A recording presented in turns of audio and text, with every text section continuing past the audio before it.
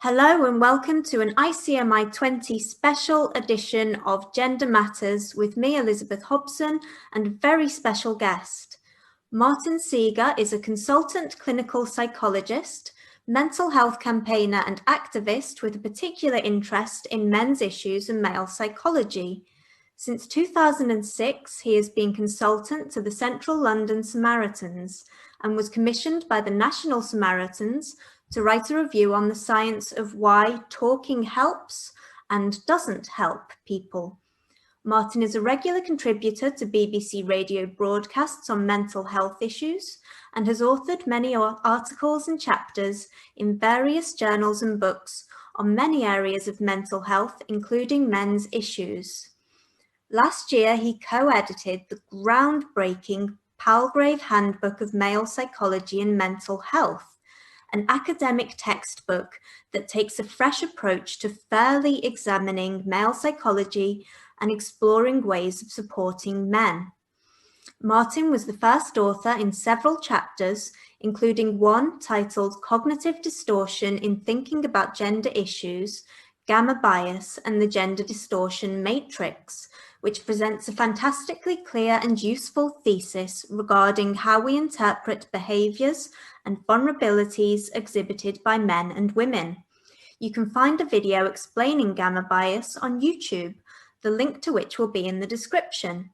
He's a member of the Male Psychology Network and has organised annual male psychology conferences with them since 2014, and even achieved the establishment of a male psychology section within the British Psychological Society. Well done. Welcome, Martin. Thanks so much, Elizabeth. That's a very long introduction.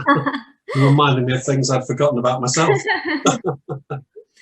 So first of all, I'm wondering what sparked your interest and your dedication to exploring male psychology in particular? Well, I can date it actually to a specific incident in my life where I was the head of psychology in an NHS trust and also a lecturer. At the time, it was University of East London, I think. And one of the people I was lecturing on psychotherapy, not gender at all, just psychotherapies. And as is common in clinical psychology, about 90%, 80 or 90% of all of the trainees were women.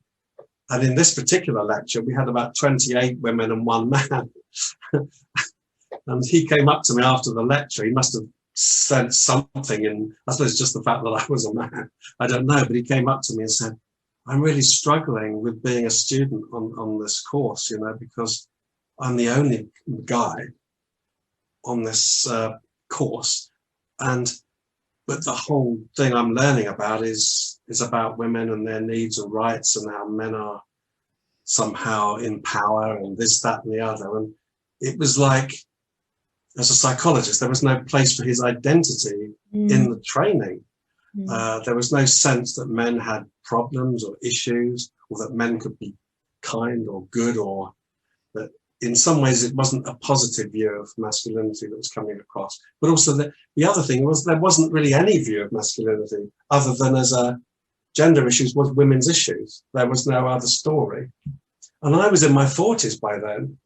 And I suddenly thought, why haven't I thought of this? It sort of woke me up. Here I was a lecturer, head of psychology, and I hadn't thought of men as having a gender. I had to be honest. I just thought men were men, and women had gender issues, and men were just men. And this is me, a psychologist in my 40s, and we're talking about, less than 20 years ago. So it shows how powerful this narrative is that somehow we're blind to male gender. Even psychologists, we don't teach it. So that was the instant that got me started. And from then on, I started to think about it, write about it. I was trying to do a book on it and just link up with other people. I did a letter in the Psychologist magazine, and then John Barry responded to that. And then we started working on lovely. The Male Psychology Network, yes. And then others, Luke Sullivan joined in, and we all started to create this proposal for the British Psychological Society of a male section. And that took a long time. It took 10 years to achieve that. And when we did have a vote on it, a third of psychologists voted against it, a third of the people who voted. But we still won because you only need 50% of the votes. But it shows that there's a resistance, even when you make men's issues conscious, there's resistance. But the big point I really woke up to was that we don't even make men's issues conscious. We don't think about them. No. So even if you look in suicide research, the number of chapters on male gender and suicide are almost non-existent. Wow. I did that in my actual chapter on suicide in the Palgrave Handbook. I just looked at books on suicide and counted all the chapter titles. I just went through every chapter title of every book on suicide, and I couldn't find the reference to anything to do with male gender. So, wow. And yet, when you look at all the statistics on suicide, all the graphs show the male gender is the big issue. So the fact that it's the big issue, but we don't even think about it, is the story. That is the evidence. We are somehow blind to the male gender. And even someone like me thought of myself as an intelligent, articulate psychologist with a lot of influence on trainees. I hadn't really thought about the male gender until I was in my 40s. Wow. So that's it. Yeah, it kind of brings me on to my next question. The following 3 questions will be based on the chapters that you worked on in the Male Psychology Handbook. And may I say, before I ask them, that it's heartening to know that the ideas in your book are available in university libraries now. It's like a pioneer rose growing in a war zone. So firstly, can you have explain the gamma bias theory to us, please? Yeah, gamma bias is, to try and simplify it, in a way it is simple. We've got alpha bias, which is when you magnify gender differences, and you've got beta bias, is when you minimize them. Like gamma bias is saying, yeah, exactly. I mean, beta bias with suicide is clear, you know, that you've got this massive gender difference and you minimize, you just ignore it. Even in the research, people who spend their life researching it are ignoring male gender as a big factor in suicide. So that's beta bias. So gamma bias is when you do both. Mm-hmm. The idea sort of came to me and John helped me develop it. But really the idea is simple, because we've got things like the empathy gap, which was already in the literature a little bit about men's issues, that somehow we don't care about men as much. And then you actually can think about the evolutionary reasons for that. Men have to take risks. They have been in wars. They do protect society. They have to be a little bit more expendable then in our minds. We have to think about men as somehow more disposable, you know, and therefore we've learned not to care so much. Also, it's about protecting the species. You know, you can lose a lot of men and still continue having babies. Yeah. But if you lose all the women, you're not. So and of course there's differences in physical strength, this, that and the other. So basically we've evolved as a species to think of women and children as the ones you protect and men who provide the muscle to protect them. Now that could be seen as, you know, a bias, but that's just an evolutionary fact. Mm. So gamma bias is that there's an empathy gap there, but then I came up with the other grids. There's four boxes, because empathy gap is when people are victims. We don't think of male victims very much, but the other 3 boxes are when people do good things, we celebrate them. But when a man does a good thing, we don't celebrate the gender. Yeah. So if firemen save someone from the burning building, they're very careful to say it's firefighters. And they take the gender right out of the story. Mm-hmm. But if a man rapes someone, it's, gosh, men are rapists, even though most men aren't rapists. So when it comes to celebration, we don't celebrate the male gender at all, really. We don't say, oh, men wonderful, ever, because they're men. You just say, oh, they're wonderful people, but they become degendered. But when they do bad things like rape or sexual assault, and obviously, you know, there are rapists and there are people who do that, but the gender becomes a story then. So that's the do harm box. So there's the do good box, which is the celebrate box, the do harm box, which is the perpetrate box. So when it comes to perpetration, the male gender becomes the story. when it comes to doing good, the male gender is taken out of the story. Then the third box is privilege. You know, when you receive good things, the male gender becomes the story again, you know. But if you're female gender, it's not, the story isn't about privilege of females. And when it comes to the victimhood, the empathy gap box, again, obviously we're thinking of females because they need protecting, but men, on the story around male victims is removed. Yeah, yeah. So basically gamma bias is saying there's this, the beauty of the theory is that it gives us a framework to measure it, because it's saying there's 4 boxes: doing good, doing harm, receiving good, or receiving harm. So celebrate, perpetrate, privilege, or victimhood. And that gives us a whole conceptual schema to start looking at how we treat men, how we react differently to men and women in different scenarios. And obviously it gives researchers a way of beginning to measure this bias. Absolutely. I mean, you know, as you're talking, I'm thinking of all different stories that just fit these, you know, boxes perfectly. You know, if you look at the Boko Haram story, you know, where they burned the boys alive and they weren't mentioned, and they kidnapped the girls, and they were, you know, just a global phenomenon. It's, you know, and yeah, they're just, you see this stuff all the time. There was that advert, you know, with 25% of homeless people are women, you know, and it's like, what are the other 75%? You know? Exactly.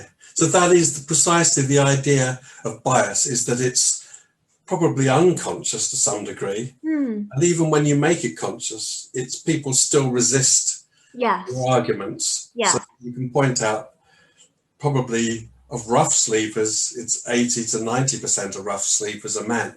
That's right, yeah. Because we have the lack of empathy, we're not so bothered.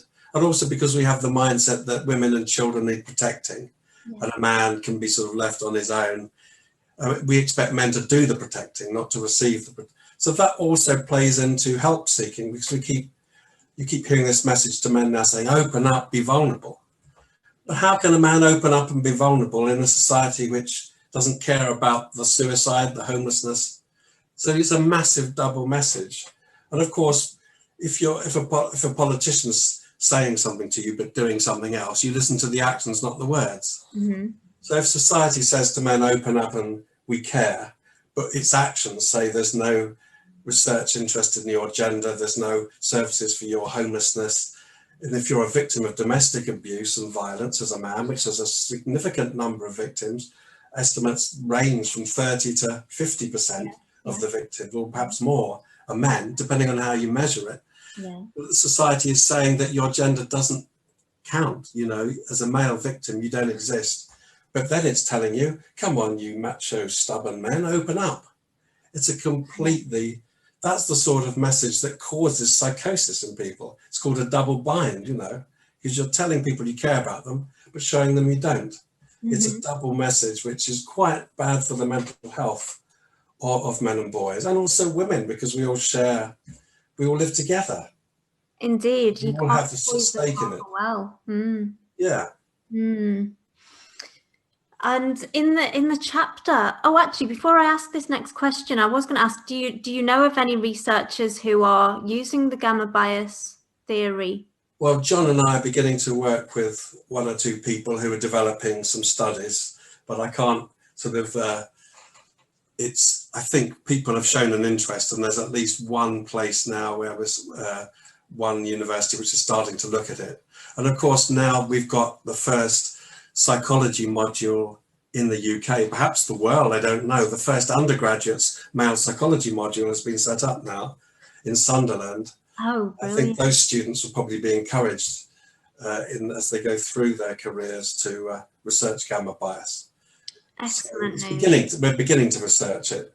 Excellent. But obviously, and it's something where you can just go through a newspaper article and factor analyze the different statements. So it could be done. And of course, there are other things that already fit it. As you say, you've already come up with the Boko Haram example, but there's someone called Tanya Reynolds who was doing work on moral typecasting. Her studies show that when you're looking to blame or exonerate people for the same thing, we're more likely to blame a male actor than a female actor for the same action. And so there's a lot of this evidence out there. So partly gamma bias is a theory that pulls together existing evidence into a neat framework. Yeah. But equally, it can generate a model for new research and new studies, which is starting to happen. But obviously, I encourage anyone who is listening to this, who's interested, to start getting involved in this kind of research. Absolutely. And in the chapter From Stereotypes to Archetypes, an evolutionary perspective on male help seeking and suicide, you and your co-authors take aim at the idea of gender as a purely social construction, which you call a political fashion rather than a scientific theory, and suggest that viewing masculine characteristics as archetypes rather than stereotypes can help us to achieve more scientific and humane responses to men in distress. Yeah.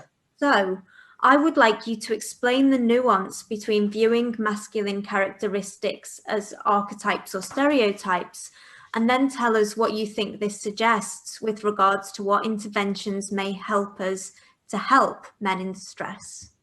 Yeah, so an archetype is something that we are, I mean, Carl Jung talked about archetypes a long time ago, and obviously the idea of an archetype is that it's in our whole species. We share it. It's like an unconscious thing that we tap into, and it's in our species. So there are archetypes, are things which you can't change.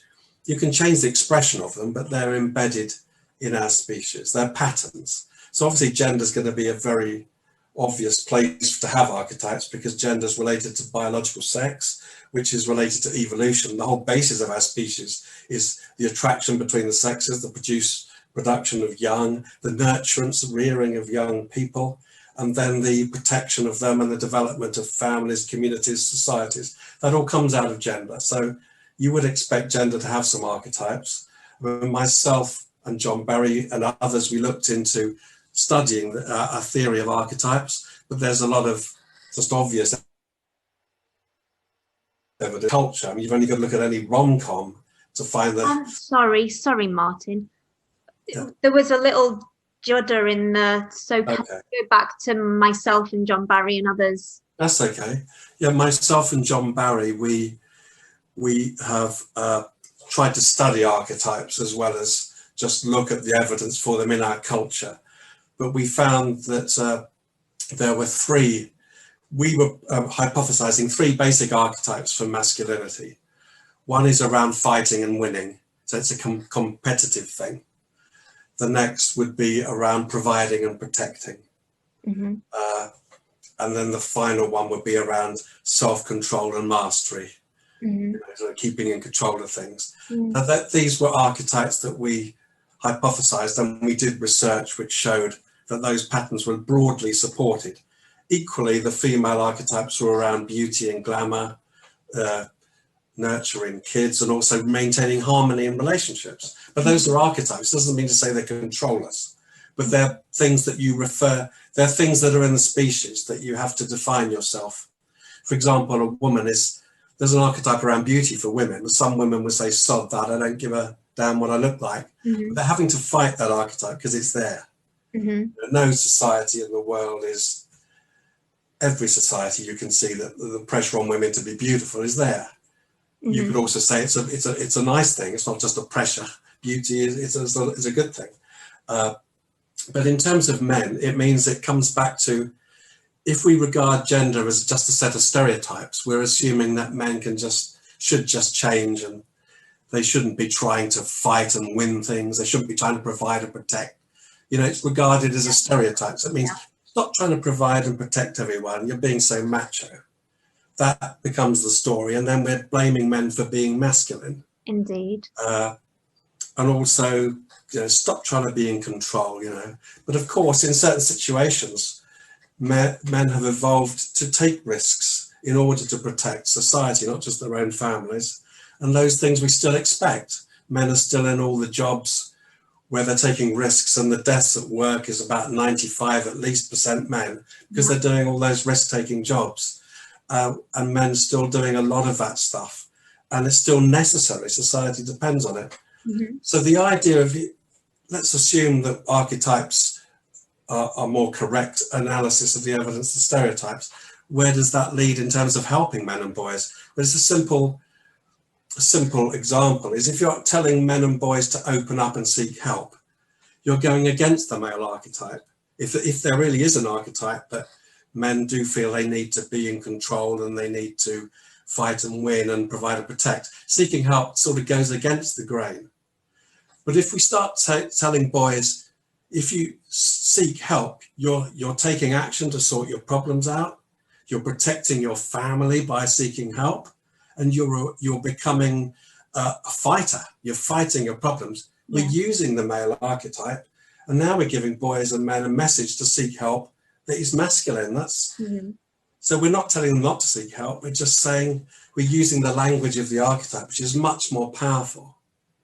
I mean, it's like saying to a girl who doesn't feel very beautiful, you've got two ways of helping her. You could say to her, don't worry about beauty, it's meaningless, which is going against the female archetype, which is pointless. Every other girl she meets is going to clock her for her looks.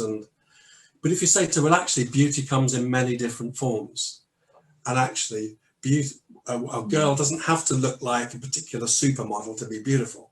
Actually, beauty is a wide range of images. Then a girl feels more liberated. She can feel beautiful without having to conform to what would be a stereotype, that you've got to look like a particular type of female.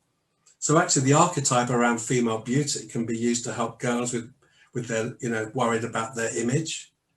But in the same way, the archetype around male strength can be used to help men seek help. So we can't change the archetypes, but we can use them. Yes. And we can train people to listen to men differently. Yeah. So when I worked, I no longer work with the Samaritans, by the way, but when I did work with them, we did a whole year of workshops for the volunteers on men's issues in the London branch of the Samaritans. Brilliant. And at the end of those, and 80% of the volunteers are women, at the end of that year, we measured the length of phone calls from male callers and female callers over that year. And at the beginning, so all we changed was the way that the volunteers were listening to the male callers, because we obviously couldn't do anything with the male callers, didn't know who was going to call. But at the end of that year, the conversations with male callers had almost doubled in length. Wow. Simply because we'd trained the volunteers. We hadn't even told them how to listen. We'd just exposed them to the world of men.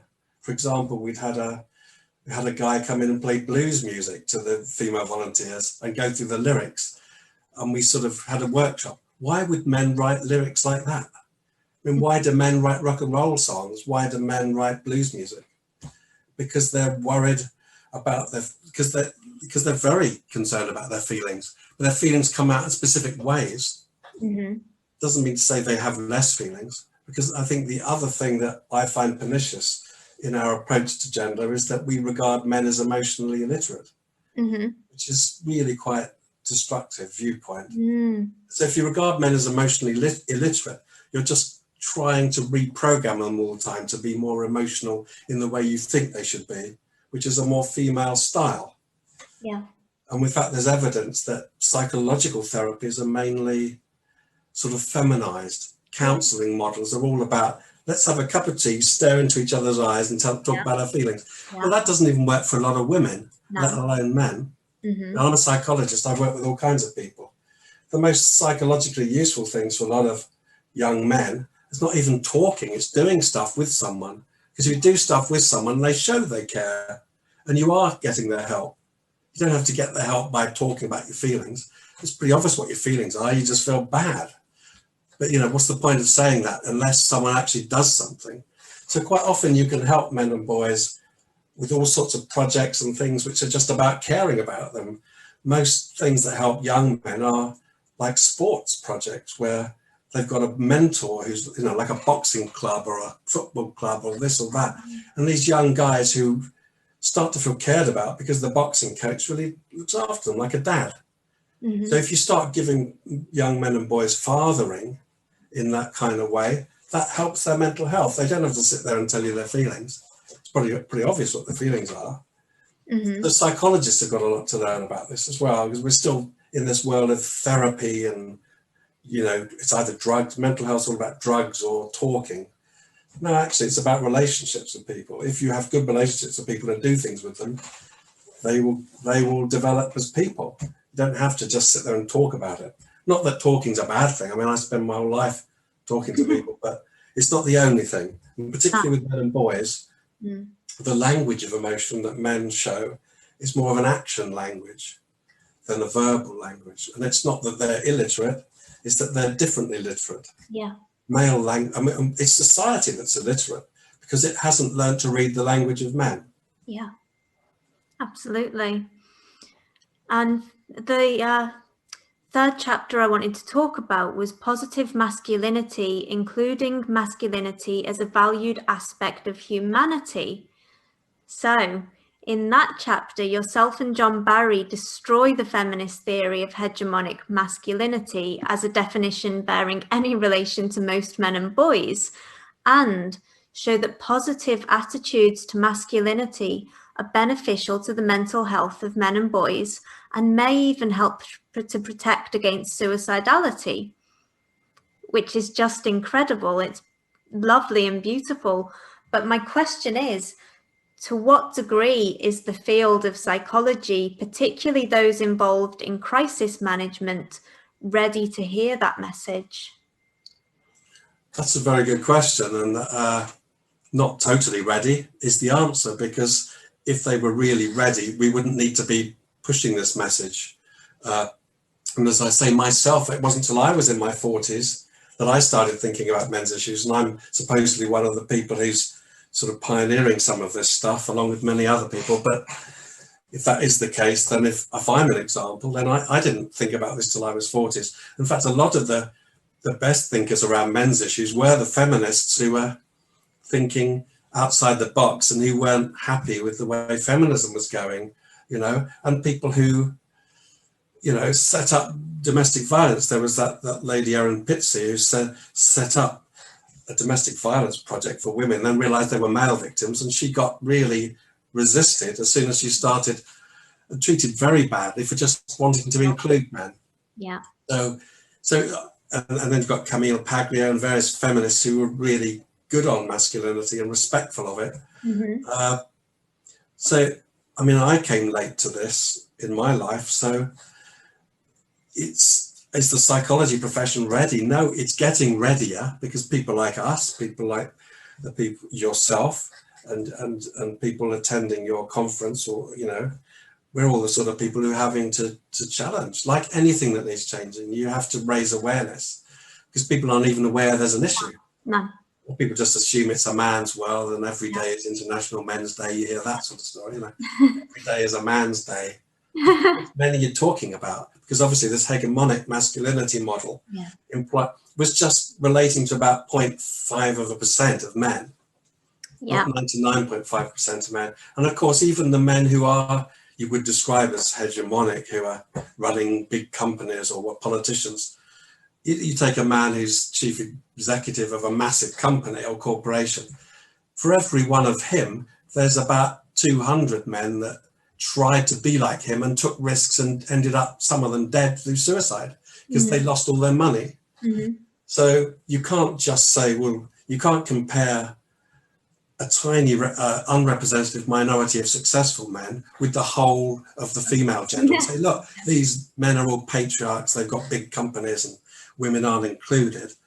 Because actually men, to protect their families and to provide for them, have kind of evolved to go out there and take these massive risks, which women on average don't do. Some women do, and that's fine. It's about freedom of opportunity, because most nurses and caregivers are women, because they're more interested in those kind of jobs as well. So some men are just more interested in doing the sort of things, risk taking, Yeah. that leads to those kind of outcomes. You know, I mean, I can't say that I envy the CEO or the Prime Minister, you know, for their power and, you know, their money and all of that kind of stuff, because I have different priorities. And I think, you know, most men have different priorities.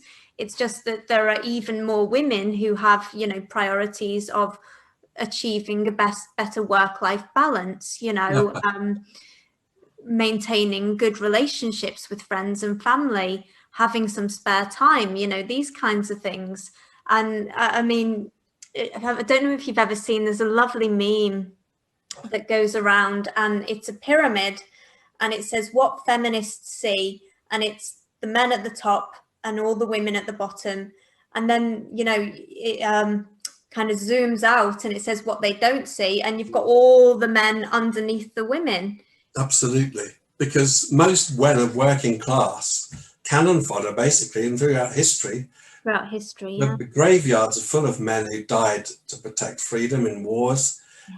There's burial grounds are full of men who died building railways and ways, the navvies who built everything that we all depend on, working class men who died of diseases, who were expendable in wars and in dangerous things. And the whole infrastructure of our society is built by working class men. Their backs, yeah. And feminism is basically a middle class sort of moan, really, about men who are perceived. It's basically looking at the men who have got the power, which of course there are issues around opportunity. So the feminist argument is very valid that women needed opportunity to be prime minister and they needed equal opportunity. And that is of course absolutely right. But the argument then gets extended to we need equality of outcome. You know, we're not happy till there's 50% of everything in power is female. But then by that same argument, you'd have to say 50% of all navvies building the roads need to be women. And that's never going to happen, because men and women are different in all sorts of levels. But the thing is, they're different on average. If you know anything about science, you have differences or averages. You have a distribution, and some women are much more masculine than some men. Absolutely. But on average, men are more masculine than women. Otherwise, there's no point to the... It's like, you know, you can't see a man or a woman and say they are going to be, you know, the man is going to be a risk taker. He's going to earn more money. He's going to do this, that, and the other. You can't see a woman and say she's going to be more neurotic, more conscientious, more caring.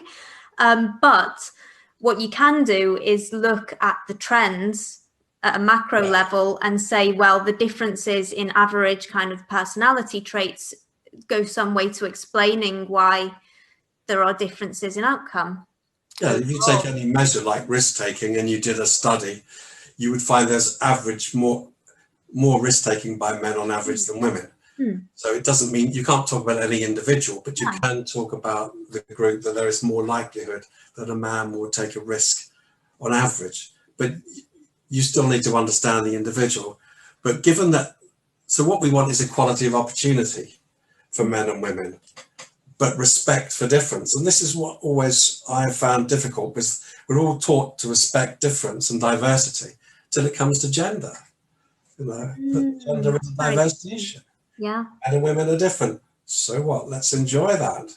The difference is what makes it interesting. Yeah. I mean, and also any team, if you think of any team, it's made up of people who do different things coming together as a system to share a common goal. That's my model for humanity, that all different people have different identities, different capacities, different roles, but they come together with the same purpose. Yeah. And that's how a team works. If the goalkeeper tries to score the goals, you're going to lose as a football team. Without a goalkeeper, however many goals you score, you're going to concede. So you need the goalkeeper and the striker. Got equal opportunity, and then we allow them free choice. And it's still the case that more men want to be engineers than women. However much people have tried to socially engineer to get 50-50, it just never happens, because men are more interested in engineering than women. But all those women who are interested in engineering should be equally encouraged to do it. that's where we have got to. We've gone the other way now, where we're trying to sort of almost create positive discrimination to the point where we're dishonouring boys who do want to be engineers, and so we're dishonouring women who just want to look after their families. And what's wrong with that? That's the most valuable thing. I mean, we're also dishonouring the women who do want to be engineers, you know, who get into exactly the field and find, you know, that maybe even themselves wondering whether they're an affirmative action kind of hire, you know. Exactly. So it doesn't help their confidence anyway. It's rather patronising. What you need is the equal opportunity, and there's the level playing field. You don't want a tilted playing field. You want a level playing field for everything, and then people will make their choices. And gender will be a factor that influences people's choices on average, but it doesn't define you. I mean, my gender doesn't make it likely I'm going to be a psychotherapist, but I am. And I'm no less masculine, but I'm also a psychotherapist. Just a woman can be feminine and a soldier, but at the end of the day, there is a spectrum. So I suppose at some level, you know, I as a therapist, I'm someone who's on a spectrum, maybe different from other men, because it's not a typical career for a guy to want to be a therapist. Having said that, we're trying to get more men interested in psychology and therapy. And of course, you would have more men in psychology and therapy if the sort of approaches we offered weren't just feminized, if we actually allowed men to run services for boys and men, and also for women, that gave them more choices to do action-based therapies instead of talking-based therapies. So, you know, there's lots of things that we need to challenge, but men and women are on average different. That's fine. We just need as scientists to promote the data, which enables everyone to have maximum choice, and also to reduce prejudice, because basically the only stereotype I'm picking up now is that men are all too macho and too traditionally masculine. That's the stereotype. Yeah. The truth is that men, there's nothing wrong with being a man or masculine. It's just that our attitudes to masculinity have now become quite prejudicial, even to the point where the American Psychological Association is putting patriarchal things in its guidance for psychologists about how to treat. The assumption is if you've got a male client, you've got to check out their patriarchal privilege. You know, it's just appalling, especially if your male client has been abused, is working class, and may even have been abused by the mother, because there's a lot of evidence that some of our most psychopathic men who are destructive to women have been abused by mothers. So because of that gamma bias, we don't look at female perpetrators, and we don't look at male victims. So we assume that all perpetrators are men and all victims are women. Yeah, we look at the psychopaths and we go, oh, look, they're all men. This says something about men, but we don't look, at their childhood and go, and they've, all been abused by women as children. Well, certainly a significant number have. Significant number, yes. And the issue for male sex offenders is that they are brought up by the gender that they want to then have a relationship with. For a woman, you're being brought up by the same gender.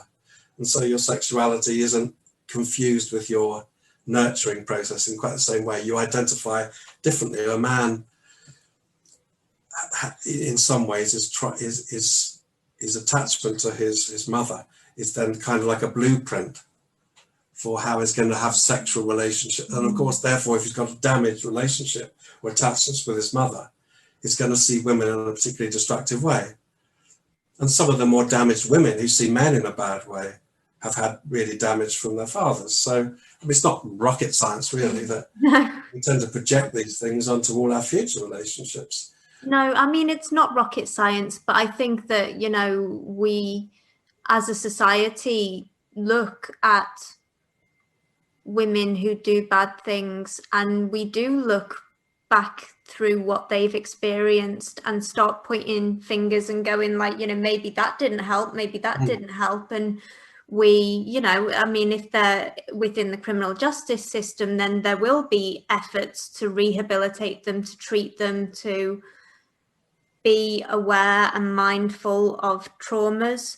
Whereas with men, it feels like we just chalk them up to another one on the men are really bad, aren't they? Yes, kind of absolutely. Pile.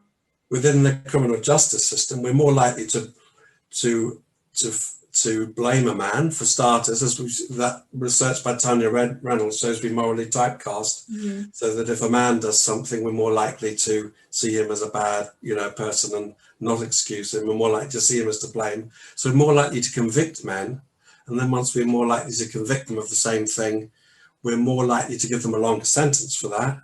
Correct. And then once they're in the penal system, we're more likely we're less likely to actually be in any way empathic to the causes or the rehabilitation of them. And even things like seeing your children. I mean, this is another gender difference, that obviously because the female has evolved as the nurturer of children, we still have this collective assumption that men, that somehow when it comes to prisoners, a man's need to see his children is less important than a woman's. This happens in the family courts as well.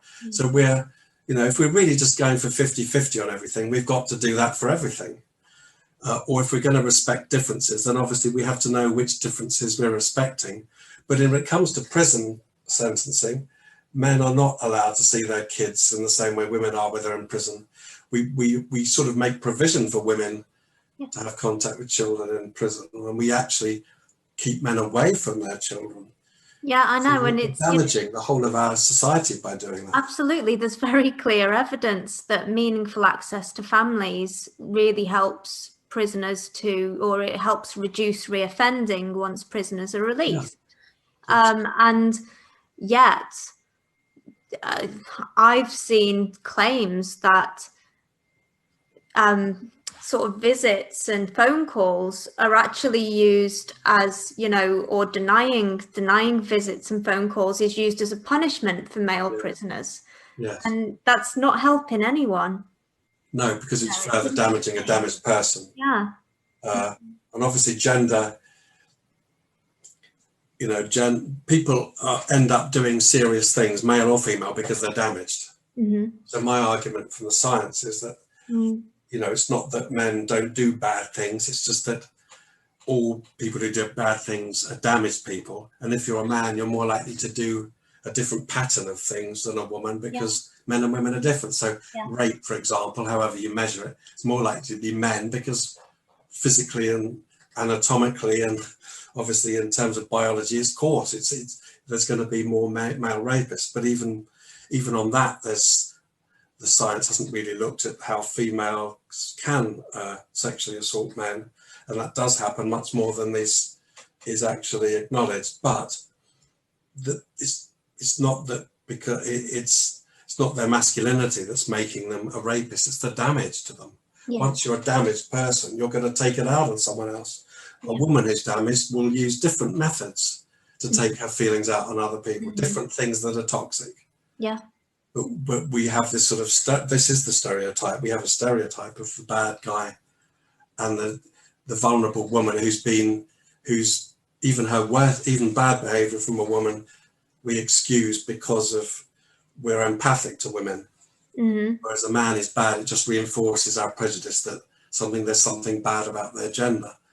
And of course, men do bad things, but they're a minority. The vast majority of men do very positive things and are very protective for their families, for their partners, for their kids. I always remember a story, coming back to gamma bias again a bit. There was a terrible murder. So a poor girl was murdered and raped a few years ago. And there was a story on the radio about, we've got to go into schools and teach boys to respect girls. That was the assumption. But there were two men in that story. There was the murderer and the rapist, who was a very exceptional and rare figure. And there was the girl's father. This girl's father was on the radio saying, "I'll never walk my daughter down the aisle." So the victim's father was a much more typical man than the rapist. Yeah. But the media only focused on how can we teach young boys not to be like the rapist. They didn't go to schools saying, don't worry, boys, you're much more likely to be like the father, and hopefully you'll never lose a daughter to rape, because that's a rare thing. But you're all good. You know, we should be going to schools saying to boys, you're all going to be protecting your families, trying to look after your kids, trying to be the best person you can be. Your masculinity is not a bad thing. But instead we're going to schools saying that this rapist is totally unrepresentative of the male population. It's something we've got to educate boys not to be like. Now that agenda is about as biased as you can get. It's very destructive. It is, and yet we just accept it because of this gamma bias is so unconscious. Very, very, it's very sad, you know, the fact that it is happening in schools. It's happening in schools all over the Western world. It's certainly happening in British schools. And as far as I can see, it can only do harm. I don't see any good coming from, you know, telling boys and girls these feeding them these toxic narratives. Well, the first law of psychology, and the British Psychological Society has its own ethics code, which is about being scientific, fair, humanitarian, and treating everyone with respect. Well, if you go into schools and you've already assumed that the boys need educating about how to respect, you're coming in as a judgmental person. You're making boys feel they're being judged for who they are, based simply on their gender. That is about as gender prejudiced as you can get. And then you're thinking of yourself as having the moral high ground. So you're actually damaging people and thinking you're a saint when you're a sinner. And that for me is, I mean, I've always been extremely moral. You know, we all, I suppose, even the most criminal people see themselves as moral. I mean, people who've done the most violent things think that they are dispensing justice. And that is, you know, I'm sure even the most mad dictators thought that they were doing the work of God, or, you know, so we've got to be careful that we're going into schools with a rather mad idea. When you step back and think about it, that half of our children need educating about how not to be rapists. I mean, that is pretty sick that we've got that far in our understanding of gender. What we need to be doing is treating, because the more you respect someone, sorry, more Martin. There was a little flicker there. So can you go back to what we need to do? Yeah, what we need to do is to go into schools and teach all children that they are worth, that they're, you know, that whatever their identity, male, female, whatever their colour, that they're all valuable and differences are valuable, and not to make assumptions about gender that we need to educate boys to somehow avoid becoming perpetrators, because most boys aren't perpetrators. Even with, you know, this education wasn't necessary. The people who become perpetrators wouldn't have responded to someone going into their classroom and telling them not to be a perpetrator, because they've been abused in their own family. Yeah, and, you know, I have to wonder whether actually, if you've got a boy who is likely to grow up to be a perpetrator and someone goes into his class and says, boys perpetrate violence, does that not kind of justify his later actions? You know, is that not going to convince him that he has no real control over this? It's just in his nature. Exactly. That's a very good point. So not only if there is some receptivity to a message, it's only going to reinforce the idea. And of course, if that were true and it was in their nature, there's no point trying to educate people anyway. If you think all boys are going to be rapists, you shouldn't be allowing them on the streets. If you really believe that. We might be going there. But that's the danger. It's a weird thing. It's the idea that everyone I've worked with in mental health who was dangerous to others was damaged. And that's not to excuse them, because obviously if you're dangerous, you need locking away. But we need to understand why people are dangerous. They're not dangerous because of their gender. If they're damaged, their gender then influences their behaviour, the pattern of behaviour. Yeah, how they act out that damage. Yeah. But actually, our education for children about boys is so damaging. And I say it's lowering the self-esteem of boys, which is only going to, it's only going to reinforce mental health problems. Not the only way you can help anyone's mental health or to help anyone be more loving or caring is to treat them with love and care. Isn't that the basic code of all faiths, whether you're religious or not? All faiths are about treating others as you would have them treat you. And even if it's, you can just see that as a logical thing. If you don't if you're just having a moral philosophical stance, one should treat others in the same way you would have them treat you. So you should treat all young people with respect and love and care, and then you'll minimize the amount of damaged children. But the people who do turn out to be violent criminals are going to be damaged by the people who look after them, who can't be trusted. And that's never going to be changed by a lesson in school. No. So our model of psychology of how we change behavior is so pathetic. It's really, and it's damaging, because the first thing you're taught as a psychologist is don't be judgmental. But we're being judgmental about a whole gender, which is really awful. Yeah, I mean, it's relates to the argument in The Coddling of the American Mind by John Haidt and Greg Lukianov, where they talk about cognitive behavioral therapy and how, you will learn in those kind of sessions not to be thinking in black and white terms, not to catastrophize, all these kind of things. And yet, as a society, and within the education system, we're training each other to think in exactly these dysfunctional ways. Yes. Like, we know from the evidence that it's really bad for individuals, but hey, if everyone does it, it might just work. No, you're right. You can't train people how to think. You can show them through your own actions. People learn most from how others behave around them. Right. So if you're a child in school, you're learning from the teachers, really how they behave and how they see you. So if your teachers don't respect your gender, that's what you're learning as a boy in school. So the real lesson will be that. But equally, there might be some people go into schools and do it a lot better. I don't know. I'm not maligning everyone who does school education. I'm just saying. Oh, absolutely not. No. The danger is that what you really learn, and you learn from your parents, not what they say, but what they do. And as a therapist, your clients, if you're doing therapy, your clients will learn how you treat them, not what you say to them, but actually how you relate to them. So you can say the same thing as a cognitive behavior therapist without any compassion about someone's thinking, or you can say it with, if you have compassion for someone, whatever your therapy model, you'll help them, because compassion is the thing that helps people. The therapy model is just a language.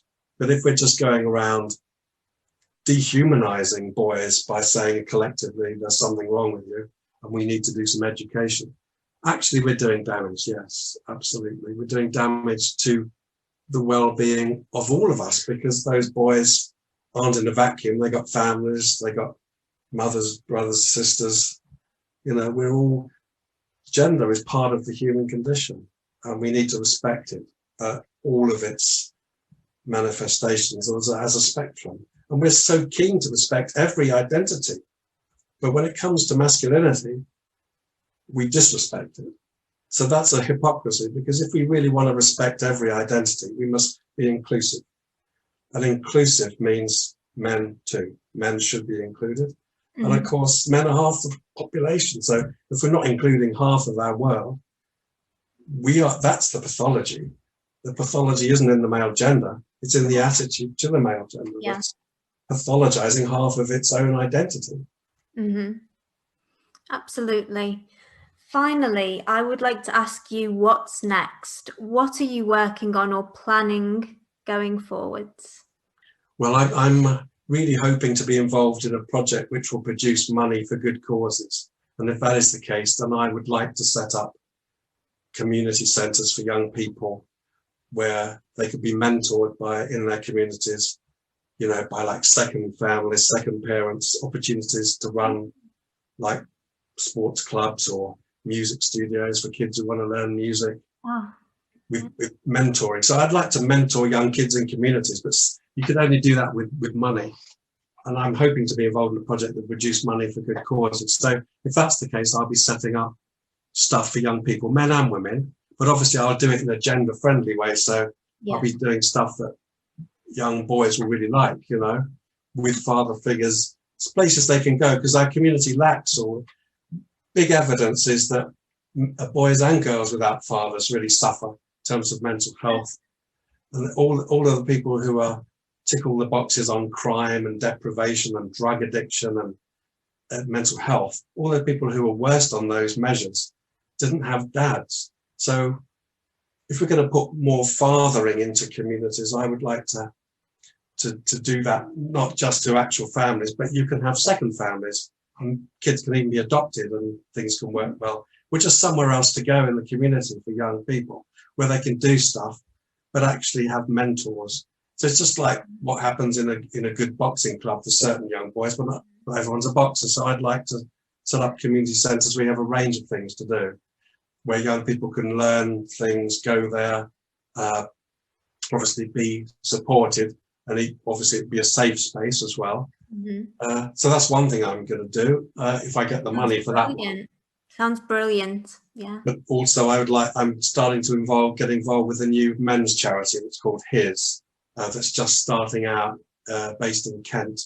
And I'll be helping with the training of volunteers, the helpline.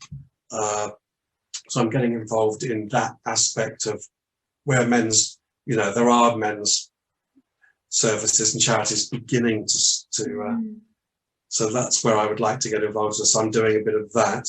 And also just mentoring other psychologists. I supervise psychologists. I keep continuing writing stuff and doing things like this, because obviously your audience is very vital, because the people listening to this discussion will be themselves going to be making waves in society for good, making a difference to the lives of men, boys and women and girls, because we all share the planet. So I'll carry on doing all of those things, and I'll obviously just use my time in whatever way I can prioritize. As we were saying earlier, you want to prioritize, but we always have to adapt, because you never know what's around the corner, like this COVID. None of us knew that was coming. Yeah. We almost got through the whole interview without mentioning. Yeah, that's it. That bit out, right.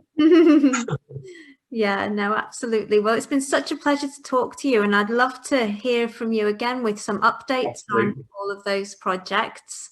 Thank you so much for joining me. Well, thank you for inviting me to speak to you. It's wonderful. Yeah, and thanks to everybody for listening.